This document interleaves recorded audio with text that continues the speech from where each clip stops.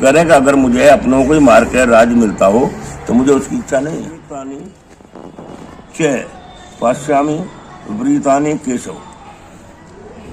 मैं यहाँ अब और अधिक खड़ा रहने में असमर्थ हूँ।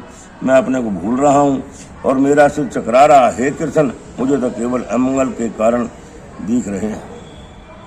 हाँ, सब घर के खड़े हैं कि मेरे हाथ से मारे जाएंगे, वो अमंगल तो है ही है।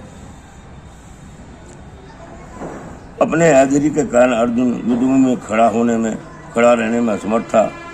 अपने मन की दुर्बलता के कारण उसे आत्मविस्मृति हो रही थी। भौतिक वस्तुओं के प्रति अत्यधिक आसक्ति के कारण मनुष्य ऐसी मोहमयी स्थिति में पड़ जाता है।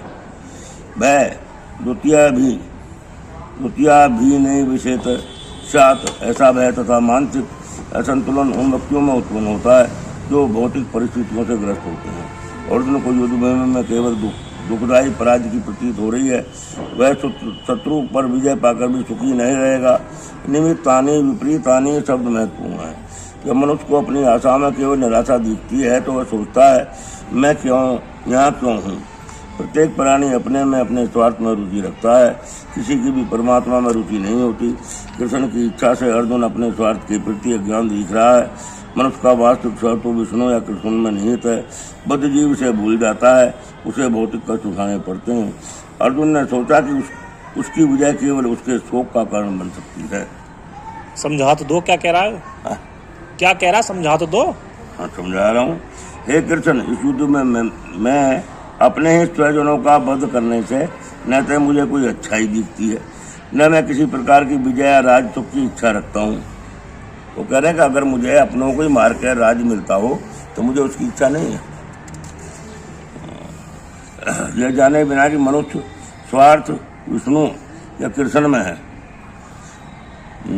सारे बुद्ध जीव शारीरिक संबंधों के प्रति सोचकर आकर्षित होते हैं। वे ऐसी परिस्थितियां में प्रसन्न रहेंगे। ऐसी देहात्मा बुद्धि के कारण में भौतिक सुखों के कारणों को भी भूल जाते हैं। अर्जुन तो क्षत्रिय का नैतिक धर्म भी भूल गया।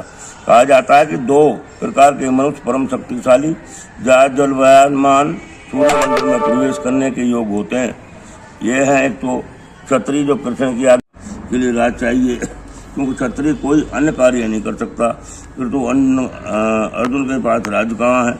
इसके लिए तो राज प्राप्त करने का एकमात्र अवसर है कि अपने बंधुओं से लड़कर अपने पिता का राज का उत्तराधिकार प्राप्त करे।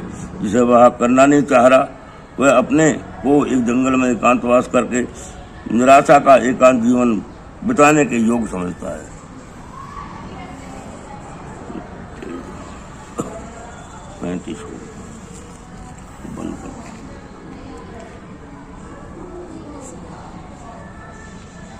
और नहीं पढ़ रहे?